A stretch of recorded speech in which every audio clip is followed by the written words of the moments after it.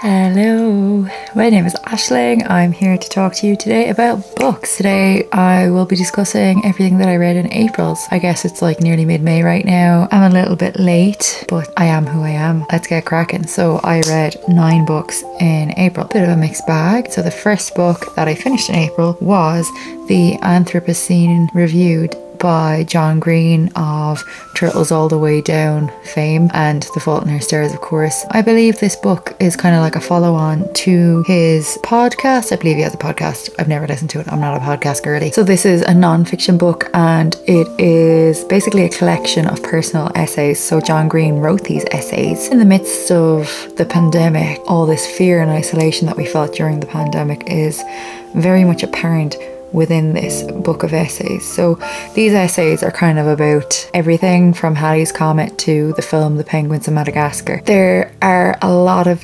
different things going on in there. Some of the chapters kind of are more heavily kind of centered around sport. Some of those essays I wasn't really into, whereas some of them brought me to tears. I read it on audio, which is a shame because I feel like some parts of this book I would have underlined again and again and again, particularly a chapter to do with chronic pain. And hello, number one superstar chronic pain patient right here, even if I may say so myself. So in this chapter he was talking in particular about migraine. He's speaking about what Virginia Woolf wrote in her essay on being ill. So she wrote, among the drawbacks of illness as matter for literature, there's the poverty of the language English, which can express the thoughts of Hamlet and the tragedy of Lear, has no words for the shiver and the headache. Woolf had migraines, so she knew this poverty of language firsthand, but anyone who's ever been in pain knows how alone it can make you feel, partly because you're the only one in your pain, and partly because it is so infuriatingly and terrifyingly inexpressible. As Elaine Scarry argues in her book The Body in Pain, physical pain doesn't just evade language, it destroys language. When we're really hurting, after all, we can't speak, we can only moan and cry. The challenge and responsibility of personhood, it seems to me, is to recognise personhood in others, to listen to others' pain and to take it seriously even when you yourself cannot feel it. So actually he was particularly talking about meningitis. In these chapters, I forgot to mention, what he does is he reviews each chapter topic. So he reviews viral meningitis in this chapter and he gives it 0 stars. So every chapter ends with him saying, I gave such and such however many stars. I really liked the format in the beginning, but after a while I did find it kind of becoming a little bit maybe overdone, a little bit twee in parts. I do see the irony in reviewing this book, but I gave The Anthropocene Reviewed 3 stars. The next book that I read in April was The Institute by Stephen King. I was just really feeling in like a Stephen King mood. I read a lot of his books over time, probably still not even half of them. We all know he's very prolific, fair play to him. Don't know how he does it, but anyway, I decided to pick The Institute from my shelves. So The Institute follows a boy named Luke Ellis. He's young, I think he's about 12, but so what happens is he is abducted from his house by these people. We don't really know who they are in the beginning, and they bring him to this facility known as the Institute, where, as it turns out, they keep children who they believe are exhibiting signs of telepathy and telekinesis and kind of things like that. So Luke becomes friendly with some of the kids in the place and they realise that kind of not so great things are happening in there. It's a very Stephen King story, if you know what I mean. You kind of know what you're getting. I did quite enjoy it. So basically it's about their desire to escape and whether or not they managed that or how they would go about that, and who they would meet and how they would blow up the system if they were to manage to escape.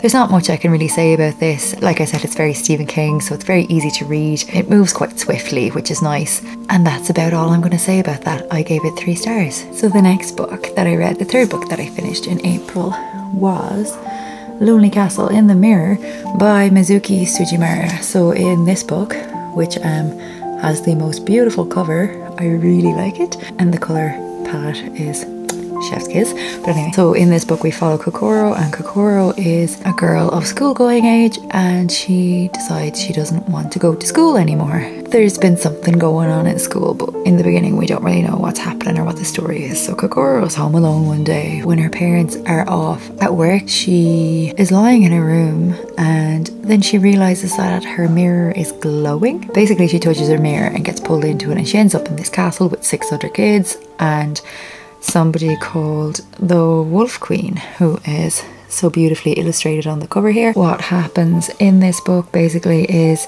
the kids are tasked with finding this key for this room, and then whoever finds this key will have a wish granted to them, but they have a few months to get into this room and to have this wish granted. So what they decide to do collectively is to hang out for a while and kind of use it as a safe space for themselves. And then throughout the book we kind of find out like why all these kids aren't going to school and what's happening in their lives and stuff. I did find it a little bit slow in parts. Come the end, it was beautifully done. I found it quite profound. I found it a little bit sad, to be honest. And I can understand why people say that this is their favourite book of all time. Now, I wouldn't go that far, but it was actually a really lovely read. I really felt for the characters in this book. Kokoro was kind of an interesting protagonist as well, because she doesn't really give a whole lot away. She kind of holds back a lot, so it's nice to see her kind of mature throughout the book and to see kind of what the story is and whether or not they get this wish granted and whether or not they find out what the story is in general. Did enjoy it, gave it 4 stars, would recommend. Book number 4 in April was Nevernight by J. Kristoff. Right, so the longer I go after having read this book, I was a bit conflicted about kind of whether or not I enjoyed it. I ended up giving it 3 stars because it kind of middled. I was like, it wasn't terrible, but in hindsight I don't think I really liked it all that much. But anyway, we follow Mio Corvair. So she is from a highborn family, and whatever happens, her dad kind of gets done for, I believe, treason, and she sees him basically hung in front of her, and for the rest of her life she wants revenge, especially because following what happens, her mom also gets taken away to this prison and her little brother gets taken away as well. So essentially she's left on her own. She also gets taken, but she manages to get away, and so we follow her and she kind of progresses on through her life, and through a series of events she ends up in this place called the Red Church of Atreia. So it's a place in which they kind of train basically would-be assassins, and she has to go through all of this really dangerous training in an effort to be chosen as a blade. And a blade is basically one of like the most dangerous assassins, and you get like access to like loads of cool stuff as an assassin if you get chosen as a blade. So basically in this school, like, students are dying left, right and centre. It's really dangerous. It's really kind of shady. Nobody really knows who to trust. I gave it 3 stars initially, but I think I'd nearly dropped that to 2 or 2.5 maybe. I don't really like how J. Kristoff wrote about women. Like, that kind of ground my gears quite a bit, and I can't quite put my finger on what it was, but I just didn't like the kind of the atmosphere in the book. I would have liked a little bit more kind of tenderness maybe. Maybe this just isn't the kind of book for me, but I know that some people really enjoy it, so you know, maybe it's for you. One thing I will mention is that there were an awful lot of footnotes in this book, and they're kind of like world building footnotes a lot of the time, but then sometimes he just kind of puts in like really sarcastic kind of footnotes that have no real relevance, and I'm like, why am I reading this? This book could be shorter. Like, what's the point in this? So I also didn't really like that. I guess like people who really like world building and really like that kind of sarky kind of humour might enjoy that, but it wasn't for me. We'll stick with the 3 stars, but wasn't my favourite. Next book, did like this one. Numero 5. Get a Life, Chloe Brown. So we follow Chloe Brown, who is a young lady who is basically trying to make it in the world on her own. So she's a young black woman, and she comes from a family with a lot of money, so she's kind of been protected a lot of her life. But something happens where she decides, okay, I'm going to have to get out of my parents' house, get out from under their shadow, learn to do things for myself and by myself, and basically get myself a bit of a life. So her plan is to kind of do things on her own, you know, use her own money and So she moves into this apartment, and the caretaker of the apartment block that she moves into happens to be a lovely handsome man named Red. Well, it's a romance book. You know what happens there. What I really liked about this book though was that Chloe was a young black woman, and she also lives with a chronic illness, and the author makes really apparent how living with chronic pain and living with a chronic illness impacts her life, impacts her ability to do things, impacts how she interacts with the world. I just really loved that representation. So yeah, it was a fun book. Romance isn't my genre, so I was definitely stepping outside of my comfort zone here, but I didn't hate it. I really quite enjoyed it. So I ended up giving this book 3 stars, but I feel like it could be more as well. What this author does for representation in this book, I just thought was fan-debbie-dozy. And yeah, if you like romance, definitely give this a go. This is part of a series, so there is at least 1 more book, if not 2. I don't know that I will read those books, but what I will say is that I really enjoyed this one. The next book then, I read A Thousand Splendid Suns by Khaled Hosseini, and I actually didn't read this copy even though it's sitting on my shelf, because there was a period there in April where I was really unwell and I was lying in my bed and I knew I wanted to read this book, but I kind of couldn't get out of bed to actually go and get it. And I mean, we're talking about 8 feet, but couldn't do it. My Kindle was beside me, so sorry to say, picked up my Kindle and bought it and read it on there. But I got this lovely first edition in a secondhand bookshop a couple of years ago and finally got around to it, with the gentle encouragement of Bex from Sniffing the Sheets. So when I finished reading it, we had a lovely little chat on Zoom where it turns out both of us actually struggle with technology. So good for us to be able to upload YouTube videos. So in this book we follow a girl called Mariam. It's set in Afghanistan, and Mariam is the illegitimate child of a woman named Nana, and then her dad is Jalil, who is a wealthy cinema owner. And basically, so Jalil has many legitimate children who live with him, who have, you know, very lavish lifestyles. And then there's Mariam, who lives in a little hut with her mom outside town, and Jalil comes and visits her every Thursday. And Mariam kind of thinks he's a bit of almost like a god, like she absolutely idolizes him, and her mom kind of keeps trying to say to her, look, he's not who you think he is, like, you know, if he was so great, wouldn't he let you come live with him and whatever. So we kind of follow Mariam's story along. There's a lot of tragedy in her life, and she ends up married to this man called Rashid, and Rashid is not the nicest man, to put things lightly. And after a series of miscarriages where he blames Mariam for not being able to give him a child, or more specifically a son, he basically decides she's useless and gets really cruel, and then takes it upon himself to marry a young girl named Layla. Layla and Mariam forge this beautiful friendship from the midst of all of this kind of tragedy and this hardship, and Layla does have 2 kids, and it's about their story and how they endure and what they do and what becomes of them. And I don't want to say too much because I feel like I've already kind of given some spoilers. Sorry about that, but hey ho, it's been out a long time.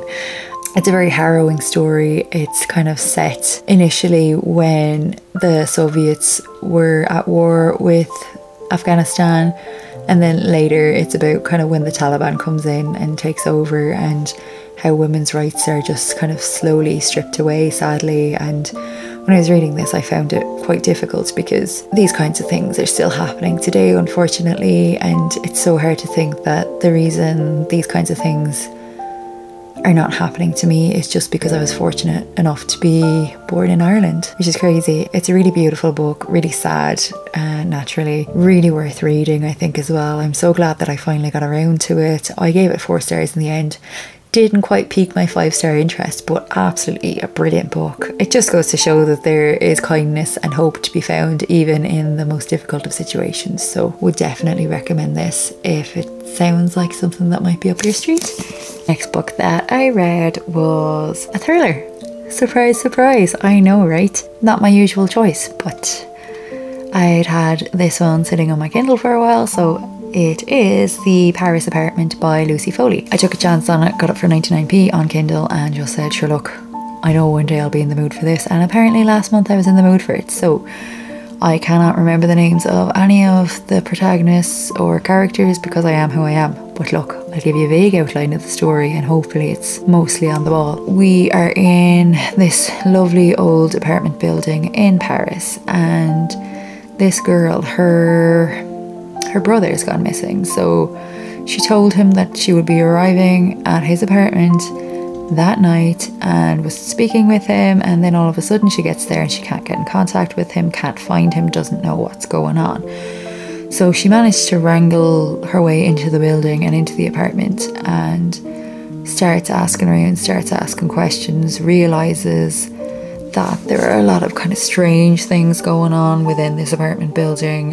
People are kind of covering up for themselves, possibly covering up for each other. Just something ain't right. Something ain't right. And so I feel like if I say too much, I'm just going to kind of give away a lot. So yeah, it's all basically set within the confines of this apartment building. We do leave a little bit, but generally this is the setting, and we go to different floors and we kind of get to know the different characters living in different apartments on different floors, and eventually we find out what happened to her brother. And I can't really say that I saw the twist or two coming, to be honest. So I was quite surprised, but I also just didn't love it. But I think thrillers aren't necessarily my genre of choice, so kind of that's going against it too. I ended up giving it 3 stars. I didn't hate it by any means. I always feel like people are like 3 stars is nothing, like, but I think in my head 3 stars is like, yeah, I thought that was decent. So yeah, I thought it was decent, and I feel like other people will really enjoy it. I find with thrillers, I find myself always like, oh, I know there's going to be a twist coming. What's going to happen? And that kind of takes me out of the story. Does that make any sense?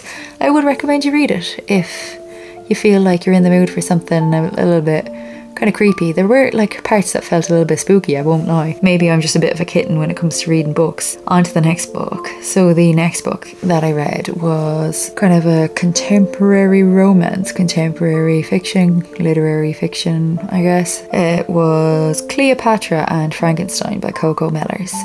I thought I was gonna love this book.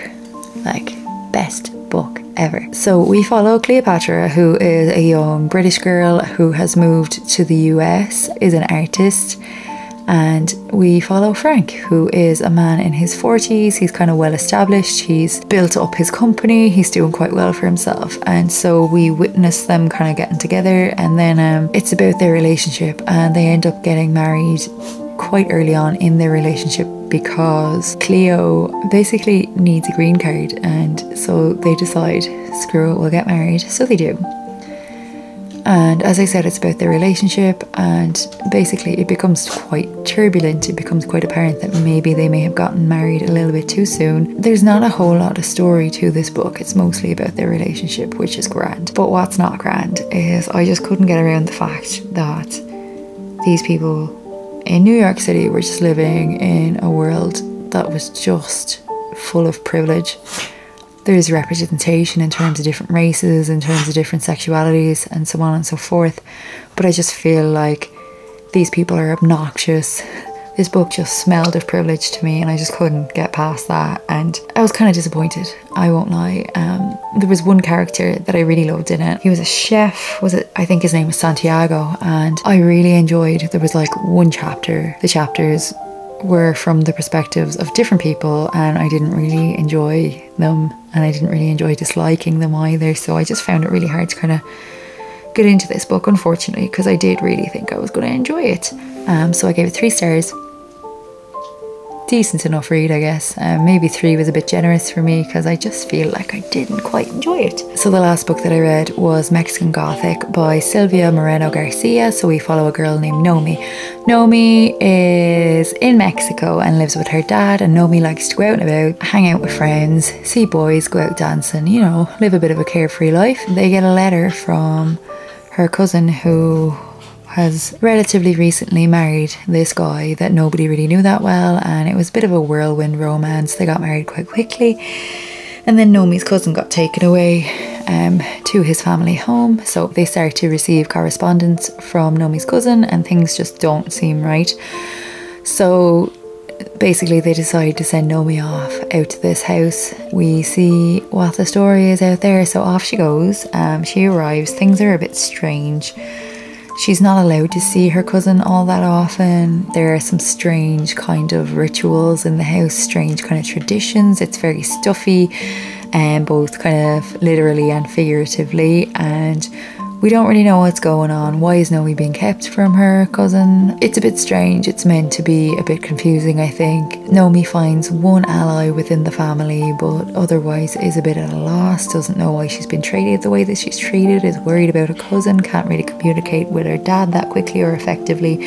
So it's basically this kind of huge manor house, and it's like, it feels really claustrophobic.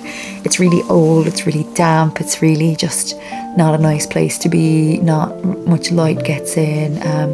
There are 3 generations of the family living there, and every one of them is a bit odd, except for maybe Francis. He's nice. You know, unfortunately, he is of their family as well, so we know where his loyalties lie. So when we get to the bit where we figure out actually what's going on, like what's really happening here, it lost me.